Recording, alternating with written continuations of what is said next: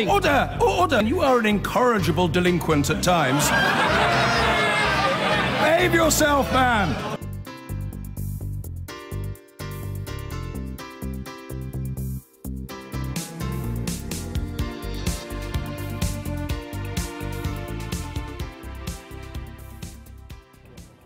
Well, just as you might have thought, the pressure on the PM could barely get any greater. The government suffered a big blow on Brexit tonight. A Labour motion demanding the release of reports assessing the impact of Brexit on the economy was approved unopposed after the government decided not to vote. There's now a big row over whether the vote is binding and about whether the reports will be released in full. Order! Do not shout when I'm speaking from the chair. Even the Deputy Speaker seemed to be losing patience, with tempers flaring as MPs debated a rare procedural motion designed to force ministers to publish papers on the impact of Brexit. Keir Starmer, a former director of public prosecutions, said there was no precedent for hiding the information. Blanket bans are very rare, Mr Deputy Speaker. Even in the field of counter-terrorism, where there's highly sensitive material, blanket bans are very rare. And the government will normally find a way of publishing some of the material in an acceptable form.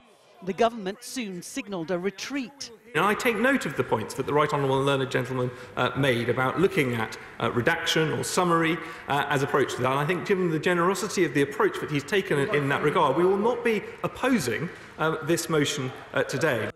But passions were still running high, with Tory Remainers and Brexiteers at each other's throats. You've won, you're in charge of this, now you have to face up to the responsibility of delivering a Brexit that works for everybody in this country and for generations to come. So what's the problem? All they ever do is run the UK down. All they ever do is to say that we are wrong to want Brexit. All they ever do is they say to their voters, you made the wrong decision, we're going to block it, we're going to dilute it, we're going to slow it down.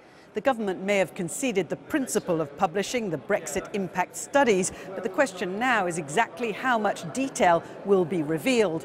Will we really get to hear exactly how 58 different sectors in the economy will be affected by Britain leaving the European Union? Labour say it's a turning point, nevertheless. Until now, the government's sort of pushed Parliament away and said, you don't need to know, you don't need access to any of this information, we don't really need to know what your input is. Today has put Parliament back in the driving seat. But a battle still looms over exactly how much gets into the public domain. Libby Vina, News at 10, Westminster. So, a turbulent day in Westminster across the board. Let's go back to Robert Pester now, who's in Downing Street for us tonight. And, Robert, a turbulent day and a shattering night for the Prime Minister. Where does this resignation of her Defence Secretary leave her, do you think? Well, here in Downing Street, it all feels terribly unstable. A Prime Minister without a parliamentary majority who's just lost one of her absolutely most vital ministers. He was the minister with the fire hose. Whenever there was a crisis, he was sent out onto the media to hose down the fire.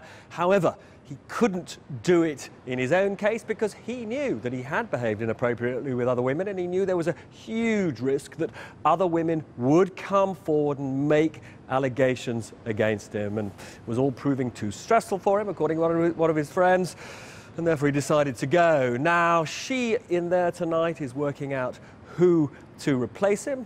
It might be Tobias Ellwood, who's, if you remember, he was the hero who tried to rescue the life of that constable attacked by a terrorist. It probably won't be a wider reshuffle. Why is that? Because she daren't do a wider reshuffle till she knows how many of her ministers may eventually be forced to resign in this scandal. And do you think there will be more resignations? It's very difficult to say. The Cabinet Office is looking at investigations against two other ministers, Mark Garnier and Damien Green. We'll know the results of those investigations in a day or two, but there are also plenty of other rumours swirling around about inappropriate behaviour by some very senior people in her government. This is a horrendous time for a Prime Minister who, frankly, has not had an easy time since that general election. She called her grip on power not tremendous, Brexit not going very well, and this scandal hanging over all of Parliament. As I say, this feels like a desperately unstable time. Robert, thank you very much.